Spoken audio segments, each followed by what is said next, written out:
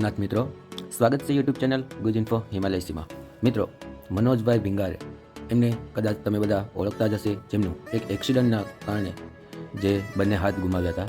તે પછી તેમણે હિંમત હાર્યા વિના જે પોતાનું જે તકલીફો છે એને દૂર કરી અને પોતાનું જીવન આગળ વધારે છે। અત્યારના ટાઈમમાં ઘણો બધો મને તકલીફ પડતી હતી, પણ અત્યારે હું કાયમ મારું આ જ કામ છે એટલે એટલી બધી તકલીફ નથી પડતી, પણ છતાં પણ હાથથી અને મોઢેથી કરવું એટલે થોડુંક ડિફરન્ટ હોય છે, પરંતુ આગળ વધવા માટે હું આ બધી તકલીફોને પણ સહન કરીને હું મારું કાર્ય સતત કર્યા રાખું છું।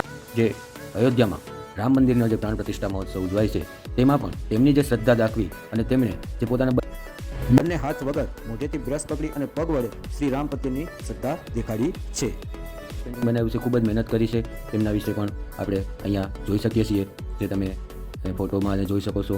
મનોજભાઈનું પણ શું કહેવું છે તે પણ આપણે જોઈએ છે, અને તેમની એક ઈચ્છા છે કે જે આ પેઇન્ટિંગ તે બનાવે છે તેને અયોધ્યામાં એની જો ક્યાંય જગ્યા મળી જાય તો તેવી એમની ઈચ્છા છે। આ પેઇન્ટિંગ કરવા પાછળનો મારો એક જ ઉદ્દેશ્ય છે કે આટલા વર્ષોથી આપણે રાહ જોઈ રહ્યા હતા રામ મંદિર બનવાની, અને અત્યારે બનવા જઈ રહ્યું છે, ત્યારે મારી આ પેઇન્ટિંગને અયોધ્યા મંદિરના કોઈક ખૂણામાં અગર જગ્યા મળી જાય તો એ મારા માટે ખૂબ મોટી વાત હશે।